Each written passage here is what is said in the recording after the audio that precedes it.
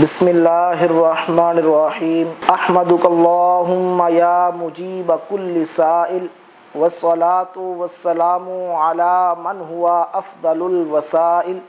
وعلی آلہ واصحابہ ذوی الفضائل اما بعد فاعوذ باللہ من الشیطان الرجیم بسم اللہ الرحمن الرحیم یا بنی اقم الصلاۃ وَأْمُرْ بِالْمَعْرُوفِ وَانْهَ عَنِ الْمُنْكَرِ وَاصْبِرْ عَلَى مَا أَصَابَكَ إِنَّ ذَلِكَ مِنْ عَزْمِ الْأُمُورِ۔ آج کی ہماری گفتگو کا عنوان ہے اولاد کی تربیت۔ اولاد کی تربیت ہمارے دین کے شعبہ جات میں سے ایک اہم شعبہ ہے کہ اگر قیمتی سرمایے کو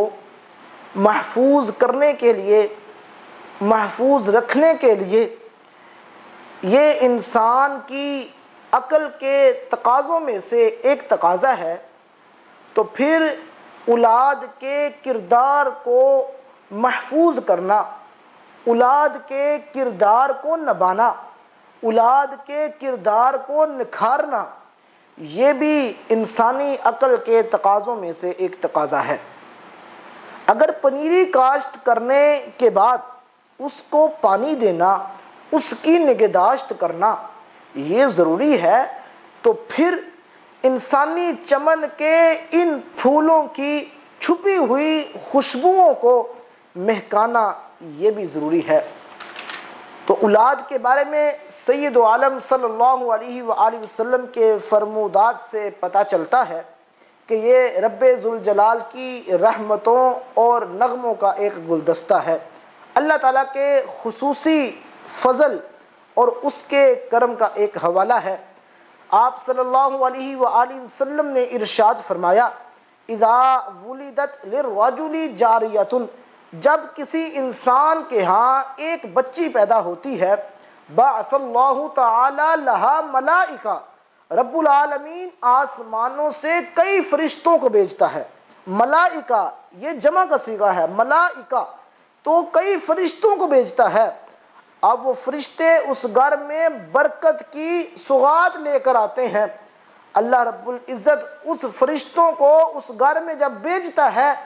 تو جو بندہ اس بچی کی پرورش کرتا ہے، جو بندہ اس بچی کی نگہداشت کرتا ہے، جو بندہ اس بچی کی دیکھ بھال کرتا ہے، رب العالمین اپنے اس فرشتوں کے ذریعے اس بندے کی مدد فرماتا ہے۔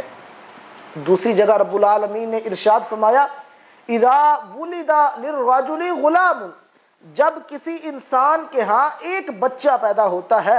تو رب ذوالجلال اس کی طرف ایک فرشتہ بھیجتا ہے، بعث اللہ تعالی الیہ ملکا من السماء۔ اب یہاں دیکھیے کہ ملکن کا ذکر ہے، جمع کا نہیں بلکہ واحد کا ذکر ہے، اور پچھلی حدیث میں ملائکہ کا ذکر ہے، تو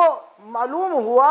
جب بیٹی پیدا ہوتی ہے تو رب تعالیٰ کئی فرشتوں کو بھیجتا ہے، اور جب بیٹا پیدا ہوتا ہے تو رب تعالیٰ ایک فرشتے کو بھیجتا ہے۔ اب جب ایک فرشتہ جو ہے، خصوصی فرشتہ جو ہے، رب تعالیٰ اس بندے کی طرف، اس گھر کی طرف بھیجتا ہے جہاں بیٹا پیدا ہوتا ہے، تو رب ذوالجلال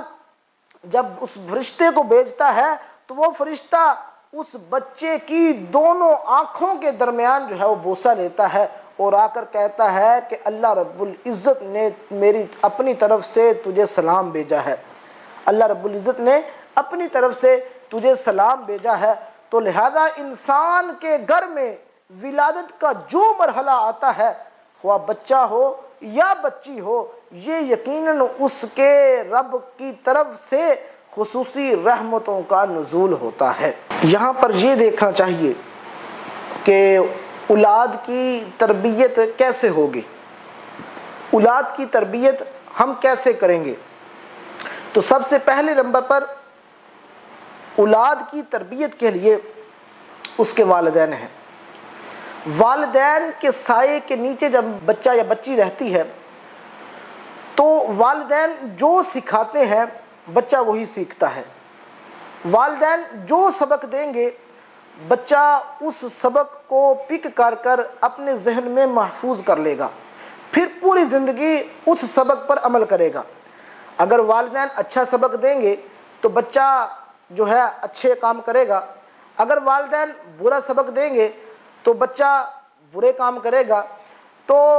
ہم یہ بیان کرنا چاہتے ہیں کہ سب سے پہلے نمبر پر اولاد کی تربیت کے لیے کچھ عناصر ہیں۔ وہ کون کون سے عناصر ہیں؟ تو اولاد کی تربیت کے لیے اہم بنیادی جو عناصر ہیں وہ 3 عناصر ہیں۔ وہ 3 عناصر ہیں، وہ کون کون سے ہیں؟ سب سے پہلے نمبر پر حقوق اللہ، پھر دوسرے نمبر پر حقوق الرسول، تیسرے نمبر پر حقوق العباد۔ تو سب سے پہلا بنیادی پہلو یہ ہے کہ والدین اپنی اولاد کو سب سے پہلے یہ سکھائیں کہ سب سے پہلا حق تم پر اللہ تعالیٰ کا ہے،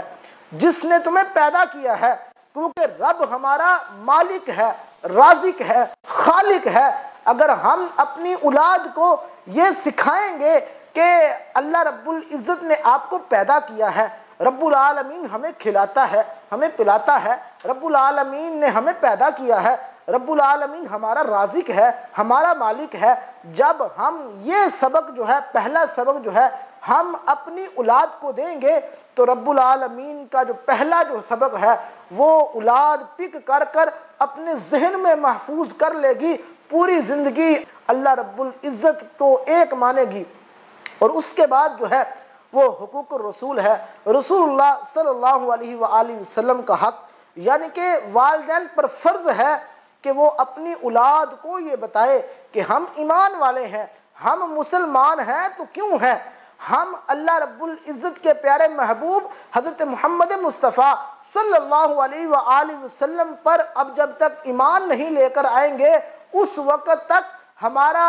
یہاں پر آنا اور ہمارا مقصد پورا نہیں ہوگا۔ لا الہ الا اللہ محمد رسول اللہ، جب تک ہم اللہ رب العزت کو ایک نہیں مانیں گے اور محمد مصطفیٰ صلی اللہ علیہ وآلہ وسلم کو خاتم النبیین نہیں مانیں گے اس وقت تک ہمارا ایمان مکمل نہیں ہوگا۔ تو سب سے پہلے نمبر پر والدین کو اللہ تعالیٰ کے حقوق جو ہیں وہ بتانے ہوں گے، پھر اس کے بعد حقوق الرسول یعنی کہ رسول اللہ صلی اللہ علیہ وآلہ وسلم کے حقوق بتانے ہوں گے۔ جب ہم یہ بتا دیں گے تو اس وقت ہمارے 2 پہلو جو ہیں وہ ہماری اولاد کو ہم سکھا دیں گے۔ جب 2 پہلو سکھا دیں گے وہ اولاد جو ہے ہمارے 2 پہلوؤں کو اپنے ذہن میں محفوظ کر لے گی۔ پھر تیسرا جو پہلو ہے وہ ہے حقوق العباد،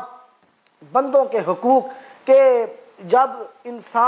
والدین جو ہے اپنی اولاد کو یہ پہلو سکھائیں گی کہ رشتہ داروں کے بھی حقوق ہوتے ہیں، چچوں کو بھی حقوق ہوتے ہیں، خالاؤں کے حقوق بھی ہوتے ہیں، اور والد کے دوستوں کے بھی حقوق ہوتے ہیں، اور پڑوسیوں کے حقوق ہوتے ہیں، اور محلے داروں کے حقوق ہوتے ہیں۔ جب ہم یہ حقوق اپنی اولاد کو یہ سکھا دیں گے تو پھر جب ہماری اولاد جو ہے بلوغت تک پہنچ جائے گی، یہ تمام کا تمام سبق جو ہے اپنے ذہن میں محفوظ کر لے گی، اس وقت ہماری اولاد صحیح راستے پر چلے گی۔